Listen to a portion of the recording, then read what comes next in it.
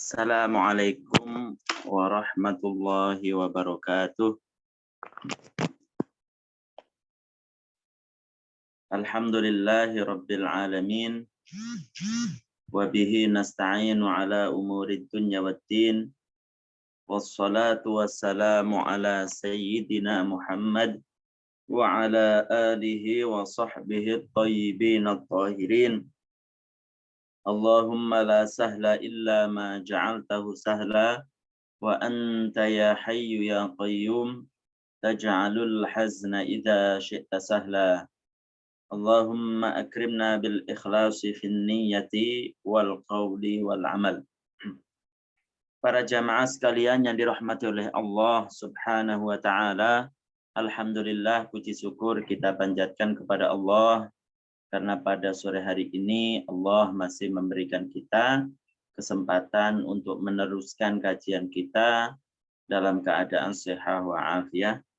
Sholawat serta salam semoga tetap tercurahkan kepada baginda Nabi Muhammad sallallahu alaihi wasallam.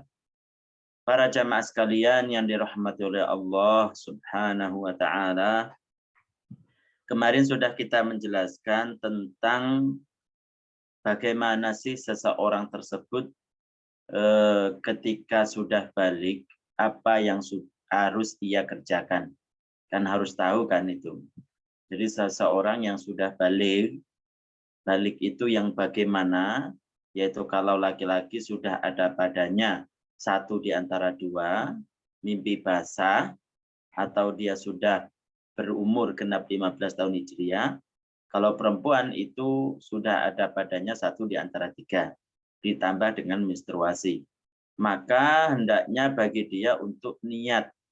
Niat apa? Niat akan melakukan apa yang Allah Ta'ala wajibkan kepada dia, apa saja sholat, kemudian apa saja puasa Ramadan, dan lain sebagainya. Juga niat untuk meninggalkan apa yang Allah Ta'ala haramkan kepada dia, kepada seseorang yang mukallaf.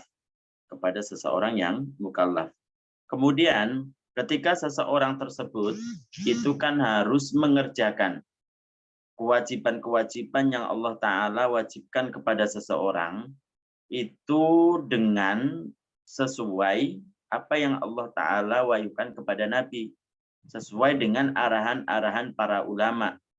Ketika seseorang sholat harus memenuhi syarat dan rukunnya dan menjauhi perkara-perkara yang membatalkan.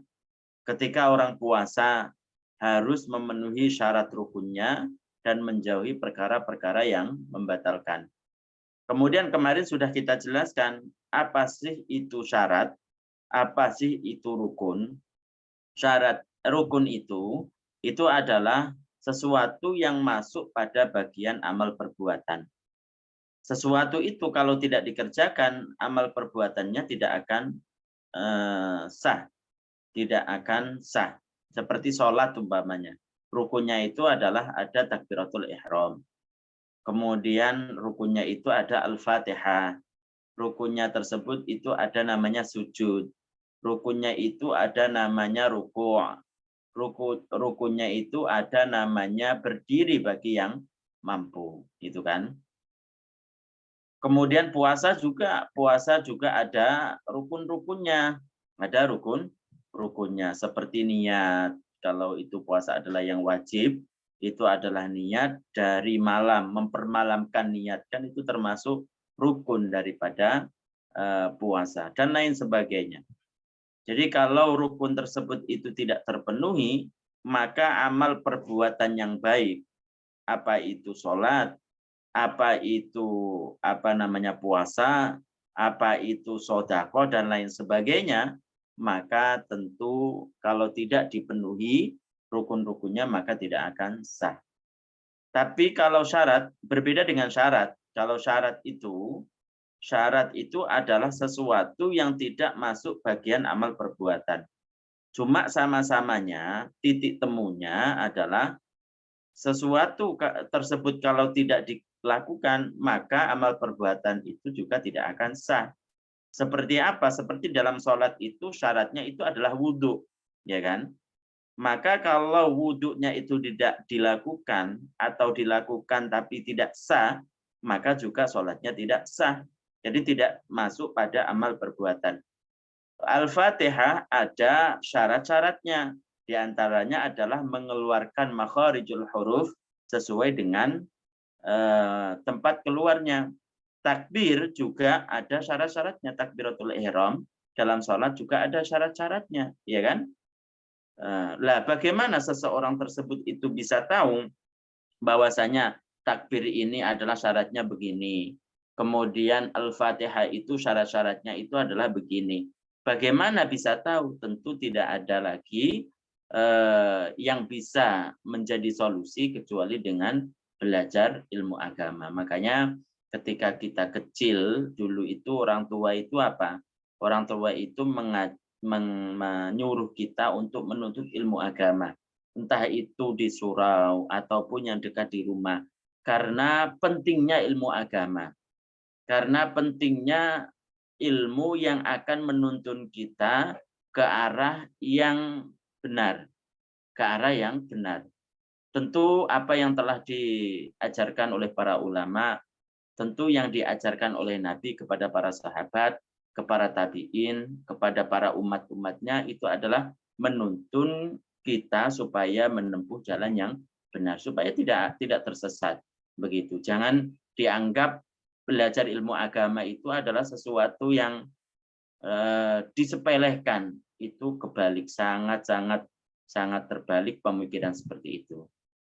Bahwasanya ilmu agama itu yang menuntun kita supaya selamat di dunia dan di akhirat. Kita kan di dunia tidak selamanya kan, cuma beberapa tahun. Jadi jangan sampai tertipu dengan urusan dunia yang hanya sementara. Kemudian diteruskan oleh muallif oleh pengarang ini. Di sini dijelaskan wajibu dan wajib alaihi atas setiap orang mukallaf, ay ala kulli mukallafin atas setiap orang mukallaf. Jadi sekali lagi mukallaf itu adalah orang yang ada padanya 3 hal. Apa itu? Balik, berakal, telah sampai kepadanya dakwah Islam, yaitu 2 kalimat syahadat, baik itu bahasa Arab atau dan dia paham, ataupun bahasa lainnya, bahasa daerah, bahasa Indonesia, dan lain sebagainya. Apa kewajiban dia? Amruman ro'ahu tarika syai'in minha. Memerintahkan orang yang ia lihat meninggalkan sesuatu dari kewajiban-kewajiban. Ini adalah termasuk amar ma'ruf nahi mungkar. Jadi diajari oleh kitab ini bagaimana cara kita itu amar ma'ruf nahi mungkar. Amar ma'ruf nahi mungkar itu adalah sesuatu yang memang datang dari Nabi Shallallahu Alaihi Wasallam, sesuatu yang memang diajarkan oleh Islam. Akan tetapi kita harus tahu juga bagaimana kita amar ma'ruf nahi mungkar, memerintahkan seseorang untuk berbuat baik atau ingkar terhadap perbuatan-perbuatan yang dianggap tidak baik. Itu harus apa? Harus tahu bagaimana caranya. Jadi perkara-perkara yang wajib, seandainya ada seseorang tersebut itu meninggalkannya, maka kita harus ingkar. Jadi tadi menjelaskan bahwasanya selain dia juga melaksanakan perkara yang wajib dan menjauhi larangan, ketika menunaikan kewajiban juga harus memenuhi persyaratan rukun dan menjauhi perkara yang membatalkan, juga diwajibkan kepada dia wujubul kifayah, artinya wajib kifai. Kalau yang tadi itu kan wajib ain, kalau ini itu adalah wajib kifayah. Ketika ada seseorang tersebut itu melihat orang lain yang tidak melakukan perkara-perkara yang diwajibkan,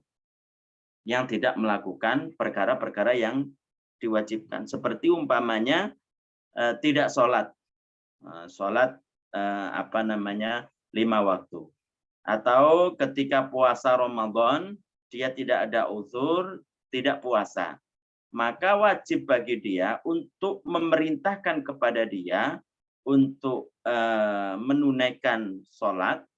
Tentu ya dilihat cara untuk supaya seseorang tersebut itu bisa memerintahkan dengan baik, tentu dengan sopan santun dan lain sebagainya. Dan dia harus tahu bahwasanya sholat itu adalah ada yang sholat bisa dijamak atau tidak, kan begitu. Jangan-jangan dia tidak sholat asar karena dia itu sudah menjamaknya, sudah mengumpulkannya pada sholat duhur jamak takdim. Kan itu harus juga tahu kan. Berarti apa? Ketika seseorang itu amar ma'ruf, memerintahkan kebaikan kepada orang lain untuk melakukan kewajiban, harus tahu juga, harus ada ilmunya gitu loh. Jangan sembarangan melihat orang lain tidak melakukan kewajiban ini langsung dia memerintahkan, apalagi dengan hawa nafsu tanpa didasari dengan ilmu. Yang jadinya apa? Jadinya bukan menjadi baik, bukan menjadi orang-orang yang diinginkan menjadi baik, malah akan menjadi orang yang sebaliknya. Karena apa? Karena tidak didasari dengan ilmu agama. Dan termasuk dari kewajiban-kewajiban yang paling wajib itu adalah apa? Adalah beriman kepada Allah Subhanahu wa Ta'ala. Beriman kepada Rasul-Nya. Beriman kepada Allah dan beriman kepada Rasul-Nya. Itu adalah perkara-perkara yang paling wajib di antara yang wajib. Kemudian juga ketika ada seseorang melakukan kejelekan, melakukan perbuatan-perbuatan buruk, maka juga dia dalam syariat Islam, dalam Islam, itu juga mengajarkan kepada dia untuk ingkar. Karena berdasarkan hadis baginda Nabi Muhammad Sallallahu Alaihi Wasallam. Apa? Nabi Sallallahu Alaihi Wasallam bersabda, "Man ro'a minkum munkaran falyughayyirhu biyadihi." Falyughayyirhu biyadihi. Orang yang melihat kemungkaran. Di sini orang yang melihat itu maksudnya adalah orang yang mengetahui. Tidak harus melihat dengan mata dia. Ada seseorang melaporkan bahwasanya ada terjadi kemaksiatan umpamanya. Meskipun dia tidak melihat, kalau orang yang melaporkan itu dianggap adalah orang yang jujur, maka dia wajib juga untuk mengingkarinya.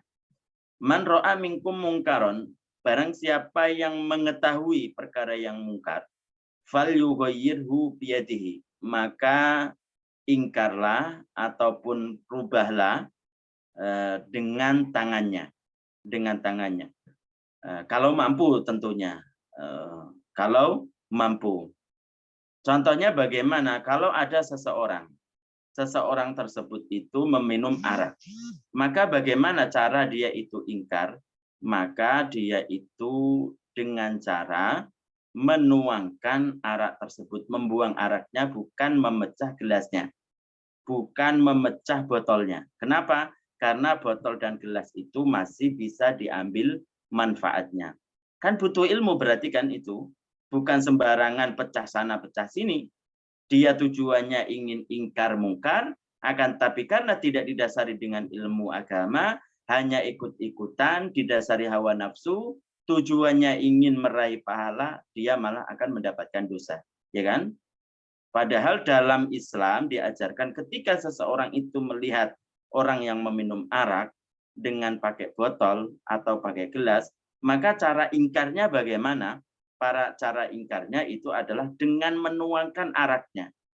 Dengan cara menuangkan arak. Jangan sampai memecah botol. Jangan sampai memecah gelas. Kenapa? Karena gelas dan botol itu masih bisa disucikan, kemudian bisa diambil manfaatnya.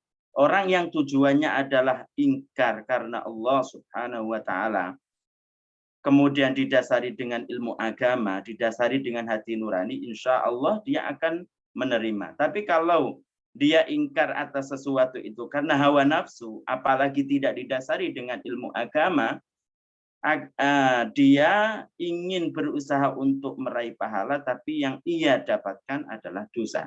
Kenapa? Karena dia telah memecah botolnya. karena dia telah memecah gelasnya. Karena itu termasuk idha'atul mal, menyia-nyiakan harta, menghambur-hamburkan harta yang tidak ada pada keperluannya. Itu dilarang oleh agama, itu haram, itu berdosa. Jadi ada ada caranya. Makanya semuanya harus didasari dengan ilmu agama. Kemudian juga ketika seseorang tersebut ingkar terhadap kemungkaran, itu juga harus tahu apakah sesuatu yang kemungkaran itu adalah sesuatu yang memang ijma, ataupun itu adalah masih diperselisihkan. Sesuatu itu adalah ijma, atau sesuatu itu diperselisihkan. Berarti apa? Berarti kan butuh ilmu juga ini. Ketika seseorang itu ingkar terhadap kemungkaran, taruhlah seperti umpamanya ada seseorang sholat, seorang laki-laki sholat, kemudian apa? Hanya pakai serwal. Padahal mazhab Syafi'i, seseorang tersebut itu batas dari aurat laki-laki itu baina surrah war rukbah, di antara pusar dan lutut. Ya kan begitu. Kemudian seseorang laki-laki sholatnya itu hanya memakai serwal. Jadi apa? Pahanya tersebut itu kelihatan. Kemudian apa? Dia langsung ngomong kepada dia, ini gimana kamu ini? Ya tidak salah orang sholat kemudian kamu tidak menutup paha. Nah itu kenapa terjadi seperti itu? Dia ingkar terhadap sesuatu yang masih diperselisihkan. Padahal dalam madhab madhab Hambali ataupun madhab Maliki, salah satu dari pendapatnya mengatakan bahwasanya paha dari laki-laki itu tidak termasuk aurat. Berarti apa? Berarti sah. Berarti sah. Berarti sah dia sholat menurut madhabnya. Tapi kalau menurut madhab Syafi'i, madhab Hanafi, memang benar bahwasanya itu harus ditutupi pahanya tersebut. Karena menurut mereka, menurut kedua orang yang alim tersebut, aurat bagi laki-laki itu ada di antara pusar dan lutut. Dia terburu-buru ingkar tanpa mengetahuinya. Padahal ketika seseorang tersebut ingkar butuh namanya ilmu. Jadi kaidahnya bahwasanya kata para ulama disampaikan oleh salah satu ulama yang salah satunya adalah Al-Imam An-Nawawi dalam kitab Syarh Sahih Muslim, katanya summal ulama'u innama yungkiruna ma ujmi'a alaihi. Kemudian para ulama tersebut itu hanya ingkar kepada perkara yang telah disepakati oleh para ulama. Kalau ada seorang melakukan perkara mungkar dan itu kemungkaran tersebut disepakati oleh para ulama bahwasanya itu adalah kemungkaran. Contohnya apa? Perempuan membuka paha, perempuan membuka umpamanya pahanya. Itu kan semua ulama mengatakan bahwasanya paha itu bagi perempuan itu adalah aurat. Tidak ada salah satu ulama pun yang mengatakan paha itu adalah bukan aurat bagi perempuan. Maka kita langsung ingkar. Tapi kalau sesuatu itu bukan sesuatu yang telah disepakati, maka kita jangan terburu-buru, jangan tergesa-gesa ingkar. Kecuali kalau kita tahu bahwasanya orang yang sholat, laki-laki tersebut, membuka pahanya, dan dia tahu bahwasanya dia berkeyakinan paha itu termasuk aurat. Jadi sama dengan dia madhabnya Syafi'i atau Hanafi yang mengatakan bahwasanya paha laki-laki itu adalah aurat, maka dia hendaknya ingkar kepada orang tersebut untuk menutupi auratnya ketika sholat, seperti halnya dia ingkar terhadap perkara yang sudah disepakati tentang kemungkaran tersebut. Paham ya? Jadi butuh ilmu para jamaah sekalian yang dirahmati oleh Allah Subhanahu wa taala. Ketika seseorang ini ingin amar ma'ruf, butuh ilmu. Ketika seseorang tersebut ingkar terhadap kemungkaran, juga butuh ilmu. Makanya kembali lagi kita kepada sabda Nabi Shallallahu Alaihi Wasallam, "Thalabul ilmi faridatun ala kulli muslimin." Mencari ilmu agama itu wajib bagi orang yang muslim. Makanya kalau saat ini itu yang namanya jihad itu adalah jihadun bil bayan, yaitu jihad dengan cara menjelaskan. Banyak sekali orang-orang yang tidak tahu tentang apa? Tentang masalah hukum-hukum Islam. Banyak orang yang tidak tahu masalah sholat pun banyak. Yang katanya ikut-ikutan amar ma'ruf nahi mungkar, tapi ketika ditanya tentang masalah wudhu, tentang masalah rukun wudhu, syarat-syarat wudhu, ditanya tentang perkara-perkara yang membatalkan wudhu, tidak tahu. Coba, dia ikut-ikutan umpamanya amar ma'ruf katanya, atas nama amar ma'ruf nahi mungkar. Akan tetapi ditanya tentang masalah sholat, tentang bagaimana syarat-syarat sholat, menghadap kiblat, bagaimana cara dia itu mencari arah kiblat umpamanya. Bagaimana dia itu mengetahui syarat-syarat sholat. Di antaranya adalah ketika dia mampu untuk berdiri, maka sholat itu harus dilakukan dengan berdiri. Rukunnya seperti itu. Dia tidak tahu tentang perkara-perkara syarat orang tersebut ketika membaca Al-Fatihah harus membaca sesuai dengan makharijul huruf. Ain itu sesuai keluarnya itu dari tengah tenggorokan. Ghain itu keluarnya itu dari tenggorokan bagian atas. Hamzah itu keluarnya itu dari tenggorokan bagian bawah. Dia tidak tahu. Lah bagaimana sesuatu yang pada dirinya itu tidak mengetahuinya, sesuatu yang wajib bagi dia, akan tetapi dia ikut-ikutan untuk amar ma'ruf, dia sendiri itu masih apa? Masih butuh untuk menuntut ilmu agama. Makanya benar sesuai dengan kata kiai-kiai kita dulu ataupun guru-guru kita bahwasanya sekarang itu yang diperlukan itu adalah menyebarkan ilmu agama. Mengajarkan ilmu agama. Mengajarkan dan menyebarkan ilmu agama sesuai tuntunan baginda Nabi Muhammad Sallallahu Alaihi Wasallam. Tentu biasanya seseorang yang mempunyai ilmu agama itu dituntut memang untuk mempraktekkan apa yang ia ketahui. Supaya apa? Supaya itu menjadi sesuatu yang bisa yu'athir, membekas kepada orang lain. Karena seseorang itu biasanya kalau ikhlas karena Allah Subhanahu wa taala, kemudian dia melakukan apa yang ia bisa terhadap ilmu-ilmunya, kemudian dia menyuruh kepada orang lain untuk melakukan ini, biasanya diikuti karena rasa ikhlas dan dia sendiri itu adalah orang yang memang sesuai, yaitu mempraktekkan ilmu-ilmu yang ia dapatkan. Jadi begitu. Jadi sekali lagi para jamaah sekalian yang dirahmati oleh Allah Subhanahu wa taala, semua itu butuh ilmu. Ketika seseorang amar ma'ruf, memerintahkan kepada perkara yang baik, itu butuh ilmu. Ketika seseorang ingkar terhadap kemungkaran, itu juga butuh ilmu. Jadi kaidah yang pertama adalah bahwasanya kemungkaran itu adalah sesuatu yang memang disepakati oleh para ulama. Nah, berarti kan harus tahu mana yang disepakati oleh para ulama, mana yang diperselisihkan oleh para ulama. Begitu. Ulama yang di sini adalah ulama yang kompeten, ulama yang mu'tabaroh, begitu. Ulama yang memang dia itu dalam segi keilmuannya itu murni, ada sanadnya yang nyambung kepada baginda Shallallahu Alaihi Wasallam.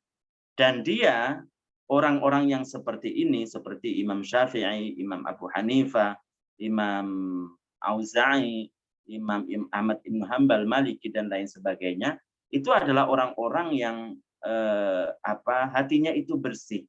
Ketika berfatwa tentang suatu ilmu agama, yang ia pikirkan itu adalah dirinya dulu sebelum orang lain. Apakah yang difatwakan itu adalah sesuatu yang sesuai dengan Al-Quran ataupun hadis.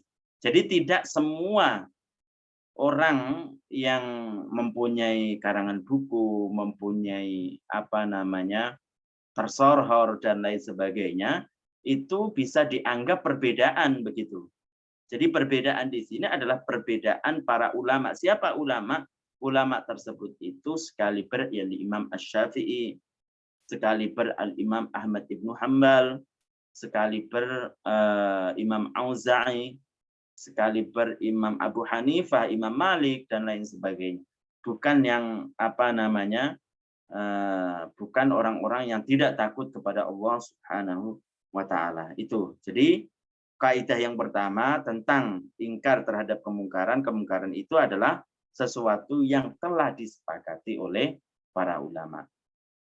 Kemudian kaidah yang kedua, kata para ulama, itu adalah ketika seseorang itu ingkar terhadap kemungkaran, maka kemungkaran itu tidak mendatangkan kemungkaran yang lebih besar. Seperti orang yang minum arak. Kalau kita tahu, yakin bahwasanya ketika kita ingkar dengan tangan, maka nanti akan tambah parah. Tambah parahnya itu bagaimana? Tambah parahnya itu dia akan mencaci maki Allah Subhanahu wa Ta'ala. Tambah parahnya itu akan mencaci syariat, akan mencaci maki sesuatu yang diagungkan oleh agama, karena dia itu ingkarnya tidak pakai prosedur, tidak pakai cara. Bukan tujuannya adalah mengembalikan dia kepada kebenaran, malah membuat dia itu menjadi-jadi melakukan perkara kemungkaran yang lebih parah lagi, yaitu mencaci maki sesuatu yang diagungkan oleh agama. Mencaci maki sesuatu yang diagungkan oleh agama seperti adalah Ka'bah, adzan, kemudian iqamah, syiar-syiar agama, seperti umpamanya sesuatu yang dijanjikan oleh Allah Subhanahu wa Ta'ala kepada orang muslim, yaitu surga, sesuatu yang diancamkan Allah Ta'ala kepada orang-orang yang tidak muslim atau sebagian orang-orang muslim yang durhaka kepada Allah, yaitu neraka. Mencaci maki sesuatu yang diagungkan oleh syarak, maka kita hanya berkewajiban untuk apa? Untuk ingkar dengan hati. Apalah daya. Kenapa? Karena kalau dengan omongan akan menjadikan dia itu menjadi-jadi. Kenapa? Karena dia itu sudah tidak diterima oleh dia. Karena dia sudah tidak diterima oleh orang yang mau dinasehati. Maka kita biarkan, maka ingkarnya dengan hati. Bukan harus dipaksa. Bukan harus dipaksa. Kita harus tahu seperti itu. Jadi kaidah yang kedua adalah ketika seseorang itu adalah ingkar kepada kemungkaran, maka kemungkaran itu tidak akan menjadi lebih besar. Seperti itu tadi, orang ketika melihat orang minum arak, kalau kita tuangkan araknya, maka apa? Maka dia akan menjadi-jadi. Kalau kita nasihati, begitu juga sama. Karena apa? Karena kita sudah tidak diterima oleh hatinya, tidak diterima oleh dia. Bahkan kalau kita terus menasihati, dia akan mencaci maki sesuatu yang diagungkan oleh agama. Seperti dalam medsos itu kan, ingin menasihati seseorang, tapi apa jadinya? Orang yang dinasihati itu malah mencaci maki sesuatu yang diagungkan oleh agama. Itu kan lebih parah berarti kan? Lebih parah, mendatangkan kemungkaran yang lebih parah. Kenapa dianggap lebih parah? Karena kalau dia melakukan itu, mencaci maki agama, mati dalam keadaan itu, dan tidak kembali kepada Islam, karena mencaci maki agama, mencaci maki sesuatu yang diagungkan oleh agama, itu kan sesuatu yang bisa keluar dari Islam.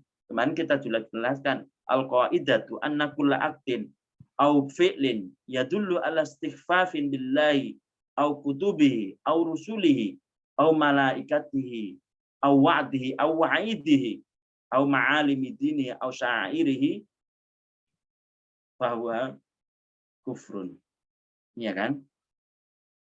Setiap keyakinan, setiap perbuatan, setiap ucapan yang mengandung unsur pelecehan terhadap perkara-perkara seperti pelecehan kepada Allah, kepada Rasul-Nya, kepada malaikatnya, kepada kitab-kitabnya, kepada perkara-perkara yang dijanjikan oleh Allah kepada orang muslim seperti surga, yang diancamkan Allah kepada orang kafir yaitu neraka, atau sesuatu melecehkan sesuatu yang diagungkan oleh syariat Islam. seperti sholat jamaah dan lain sebagainya, maka bisa keluar dari Islam. Maka seseorang itu hanya berkewajiban ingkar dengan hatinya.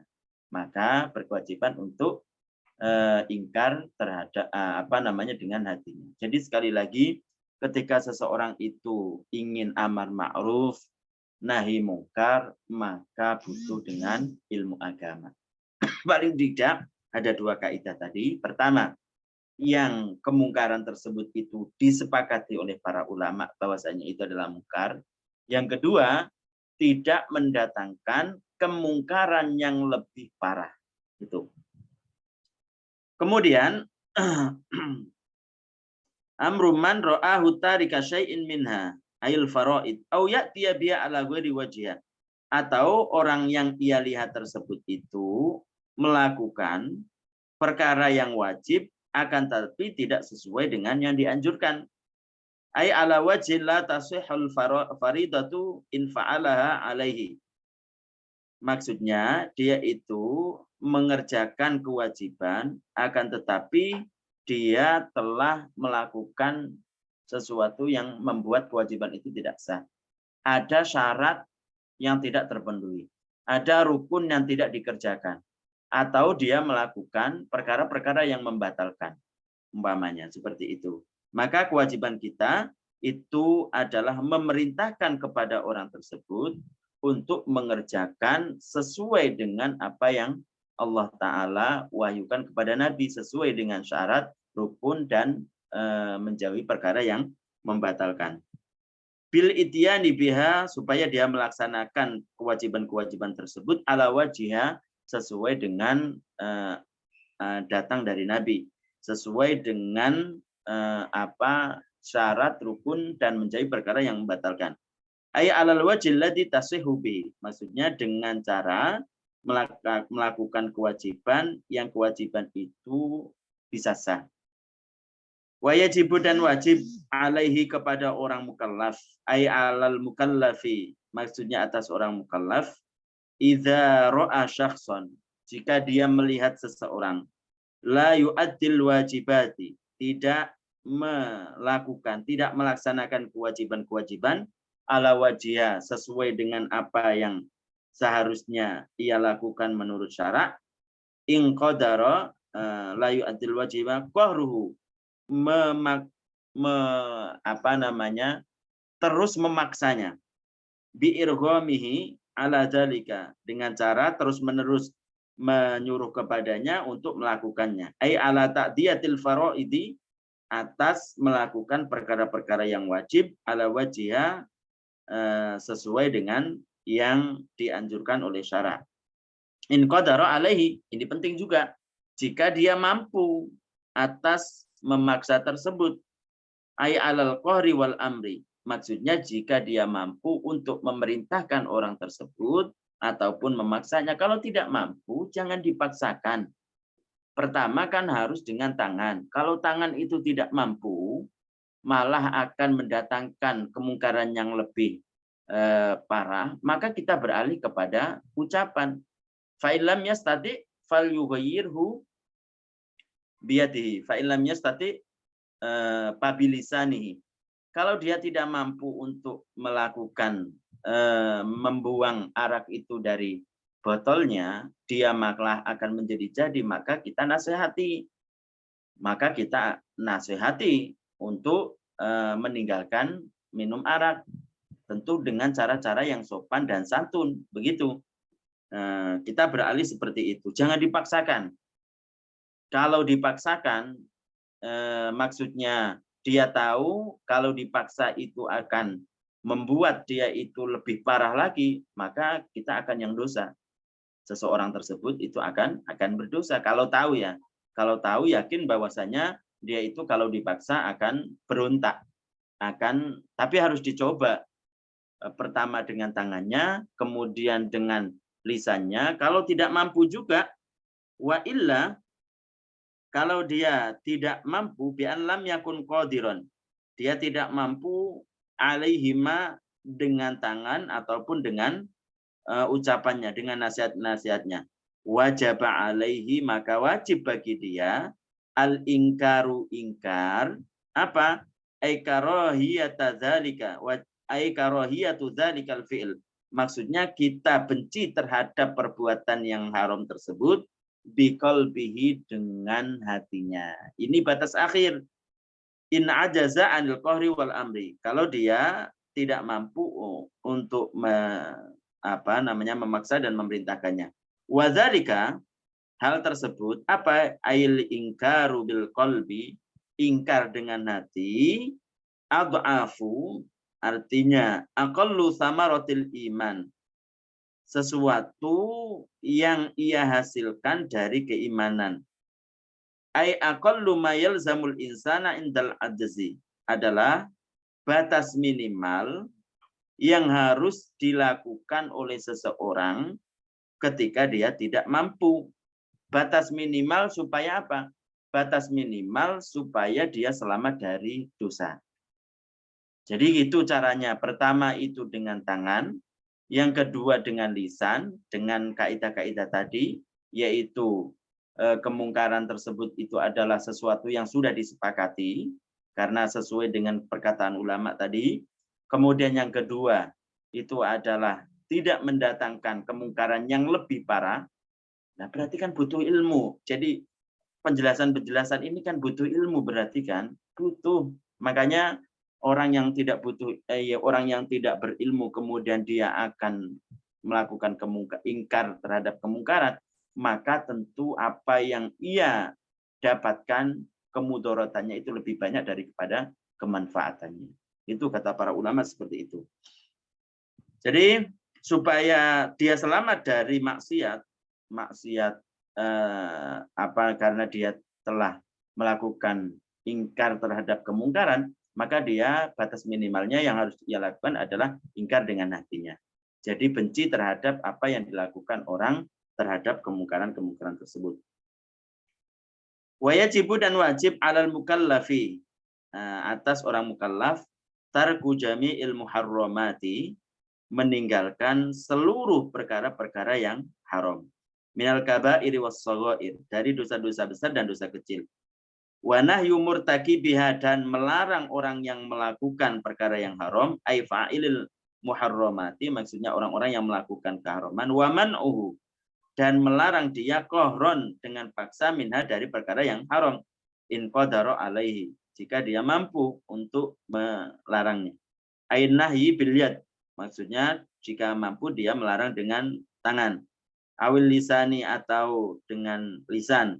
Bisyarti an la yu'addiya, itu tadi kan, dengan syarat tidak mendatangkan ingkaruhu, ingkarnya, ila mungkarin a'zam, pada kemungkaran yang lebih parah. Min dzalikal mungkari, dari kemungkaran tersebut. Wa illa, kalau tidak, bi an ajazza dzalika an dzalika, kalau dia tidak mampu terhadap hal itu dengan tangan ataupun lisan, wajib alaihi, maka wajib bagi dia, ay alal ajizi, atas orang yang tidak mampu, ayyungkira dzalikal harama, untuk ingkar terhadap keharaman biqalbi, dengan hatinya.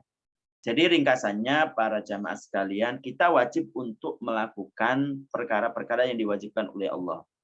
Yang paling wajib itu adalah keimanan kepada Allah dan Rasul-Nya yang berhubungan dengan dua kalimat syahadat. Kemudian baru setelah itu kayak seperti sholat, puasa, dan lain sebagainya. Wajib melakukan hal-hal yang seperti itu. Kalau tidak melakukannya, siapapun itu maka akan berdosa.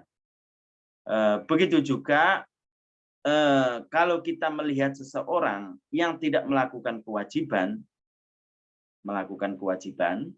atau dia melaksanakan kewajiban, tapi tidak sesuai dengan sesuai yang diajarkan syarak, maka kita juga wajib untuk amar ma'ruf kepadanya, memberikan perintah yang baik kepadanya, mengajarkan kepada dia. Ini kan termasuk juga amar ma'ruf, nahi mungkar, melarang kemungkaran, supaya dia itu tidak melakukan kewajiban-kewajiban yang tidak sesuai dengan syarak. Termasuknya kemungkaran yang lebih parah, yang lebih besar, itu adalah menyekutukan Allah, mencaci maki Allah Subhanahu wa ta'ala, menyerupakan Allah dengan makhluknya. mensifati Allah dengan salah satu sifat makhluknya. Maka tentu ini adalah sesuatu yang harus didahulukan daripada yang lain, yaitu ingkar terhadap perkara yang lebih mungkar dari yang lain. Harus didahulukan seperti itu. Kemudian ketika seseorang itu tidak mau untuk melakukan untuk meninggalkan kemungkaran, maka kita wajib untuk memaksanya. Kalau mampu, ingat, kalau mampu itu dengan melakukan kalau kita tahu bahwasanya kalau dia minum arak dengan botol, kemudian kita tuangkan dia akan menjadi jadi, maka ya kita dianggap tidak mampu, maka beralih kepada menasihati. Kalau menasihati pun tidak mampu, maka kita ingkar dengan hati. Juga kita diperintahkan untuk menjauhi perkara-perkara yang haram. Kalau ada orang yang melakukan perkara-perkara yang haram, kita juga diperintahkan untuk menasehati dia bahwasanya ini adalah perkara yang haram. Kemudian haddul haram itu apa? Ta'rif definisi haram itu huwa ma tawa'adallahu murtakibahu, itu adalah sesuatu yang diancamkan Allah kepada orang yang melakukannya, aifa ilahu, maksudnya orang yang melakukannya, bil iqabi, dengan siksa. Ai ma yastahiqu fa'ilahul iqab, sesuatu yang berhak bagi orang yang melakukannya, yaitu siksa fil akhirati, pada akhirat. Wa wa'ada tarikahu, dan menjanjikan kepada orang yang melakukannya perkara yang menjanjikan orang yang meninggalkan perkara yang haram, imtitsalan li amrillah, karena dia mengikuti perintah Allah, bisawabi, dengan pahala. Jadi ketika seseorang tersebut meninggalkan perkara yang haram, bukan karena dia itu terpergok. Nah, saya tidak melakukan inilah karena tidak jadi, karena dia terpergok. Bukan. Tapi karena memang mengikuti apa yang diajarkan oleh Nabi. Mengikuti apa yang diperintahkan oleh syarak itu. Kalau dia itu meninggalkan perkara yang haram, tapi karena ingin dipuji, karena terpergok dan lain sebagainya, maka dia tidak akan mendapatkan pahala. Kemudian wa'aksuhu, sebaliknya haddul wajib. Definisi wajib, wa huwa ma wa'adallahu fa'ilahu, yaitu sesuatu yang Allah Ta'ala janjikan kepada yang mengerjakannya, imtithalan, karena dia niatnya adalah mengikuti Rasul dan Allah dan Rasulnya, bisawabi, dengan pahala. Wa tawa'ada tarikahu bil iqabi, dan mengancam kepada orang yang meninggalkan wajib dengan siksa.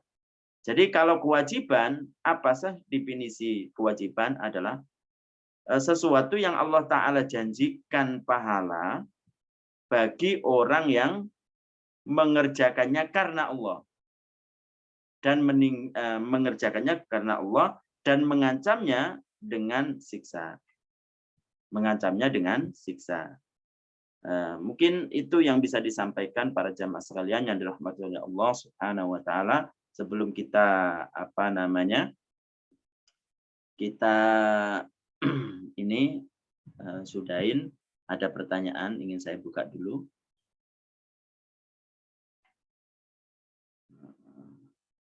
Pertanyaannya, Ustadz mau tanya, jika ada orang tua mengambil pinjam uang riba, tapi anak menjelaskan bahwa uang itu tidak baik, berdosa.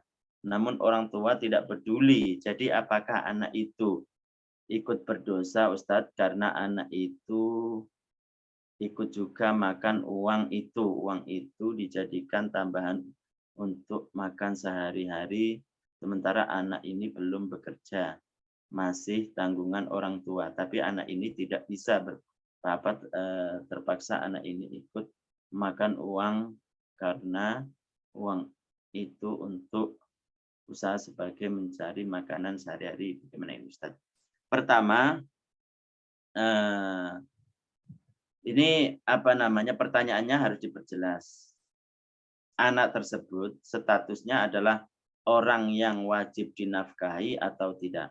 Perlu diketahui, dalam mazhab Syafi'i, anak yang sudah balik, baik laki-laki ataupun perempuan, maka tidak ada tanggungan. Tidak ada tanggungan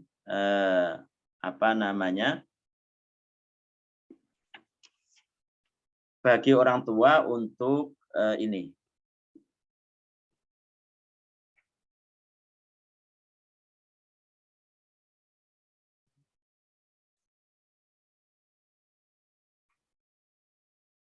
Jadi kalau orang tersebut, anak tersebut itu adalah anak yang sudah balik, tahu kan balik tadi kan ya, yaitu kalau laki-laki sudah ada padanya satu di antara dua, mimpi basah atau mimpi basah, atau dia itu sudah berumur genap 15 tahun hijriah. Itu laki-laki. Kalau perempuan mimpi basah atau dia berumur 15 tahun hijriah atau dia sudah menstruasi. Maka kalau ada satu di antara dua bagi laki-laki, satu di antara tiga bagi perempuan, maka dia sudah balik. Maka tidak ada kewajiban bagi orang tua untuk menafkahinya. Maka orang yang balik seperti ini, maka nanti anaknya itu juga ikut berdosa. Kenapa? Karena dia sudah memakan harta yang dia ketahui itu adalah riba. Maka dengan apapun, dengan alasan apapun, begitu. Kecuali ya darurat. Kalau dia tidak makan nanti akan mati, beda lagi itu bersesuatu. Tapi itu ada penjelasannya. Intinya sesuai dengan pertanyaan itu, dia juga ikut berdosa. Tapi kalau dia itu statusnya adalah orang yang belum balik, maka yang berdosa itu adalah orang tuanya. Yang berdosa itu adalah orang tuanya. Kenapa? Karena namanya amal perbuatan itu tidak akan tercatat kepada orang sehingga dia itu balik. Kan begitu. Dalam hadis disebutkan rufi al-qalamu an salatin. Catatan malaikat tidak akan mencatatkan kepada 3 kelompok. Siapa saja anin naimi hatta yastaiqid, dari orang yang tidur sampai dia bangun lagi, wa anis sabi hatta yahtalim, dari anak kecil sampai dia itu mimpi basah. Dari hadis ini kita tahu bahwasanya kalau anak tersebut itu belum balik, maka dia tidak akan mendapatkan dosa. Yang dapat itu adalah orang tuanya. Paham ya itu? Tapi kalau dia sudah ada pada satu di antara dua, bagi laki-laki satu di antara tiga bagi perempuan, maka dia adalah seorang yang balik. Maka tidak ada kewajiban bagi orang tua untuk menafkahinya. Kalau dia makan, karena anggapannya dia menafkahi, dapat nafkah dari orang tua, ataupun apa namanya, maka dia juga berdosa. Paham ya? Tuh. Sudah kan? Saya ada mendengar orang yang riba, sholatnya tidak berpahala. Tidak riba saja, sholatnya tidak berpahala. Orang yang makan haram, orang yang makan harta curian, ketika itu sholat, dalam dirinya masih ada makanan hasil dari curian, tidak akan dapat pahala. Kan syarat qabul, syarat supaya mendapatkan pahala itu kan ada 3. Ada syarat sah dalam sholat, ada syarat qabul. Syarat sah itu supaya sholatnya itu dikatakan sah, tidak harus mengulangi lagi, tidak harus sholat lagi. Maka itu syarat sah. Tapi ini belum tentu berpahala. Sehingga dia mendapatkan pahala harus memenuhi 3. Pertama, tempat yang ia sholati itu adalah perkara yang halal. Kemudian makanan, minuman, pakaian itu adalah perkara yang halal. Jadi pertama itu dia mengerjakan sholat karena Allah pertama, supaya mendapatkan pahala, ikhlas karena Allah bukan karena pamer. Yang kedua, makanan, minuman, tempat sholat, pakaiannya juga harus halal. Yang ketiga itu adalah dia ada khusyuk meskipun sedikit dalam sholat. Khusyuk itu apa? Khusyuk itu adalah istisyarul khaufi. Jadi berusaha menghadirkan rasa takut kepada Allah dan mengagungkan Allah Subhanahu wa taala. Khusyuk itu bukan membayangkan Allah Subhanahu wa taala. Nauzubillah, bahkan orang yang membayangkan Allah tidak mengenal Allah Subhanahu wa taala. Jadi khusyuk itu adalah berusaha menghadirkan rasa takut kepada Allah dan mengagungkan Allah Subhanahu wa taala. Mengagungkan Allah adalah tidak menyerupakan Allah dengan sesuatu pun dari makhluknya. Jadi jelas ya itu. Jadi supaya dia mendapatkan pahala, dia harus memenuhi 3 persyaratan. Yang pertama, sholatnya karena Allah, bukan karena riya dan lain sebagainya. Yang kedua, tempat, pakaian, makanan, minumannya harus halal. Yang ketiga, itu adalah dia khusyuk. Mungkin itu yang bisa disampaikan. Semoga bermanfaat. Saya akhiri. Assalamualaikum warahmatullahi wabarakatuh. Kita baca tahlil, sholawat, dan istighfar.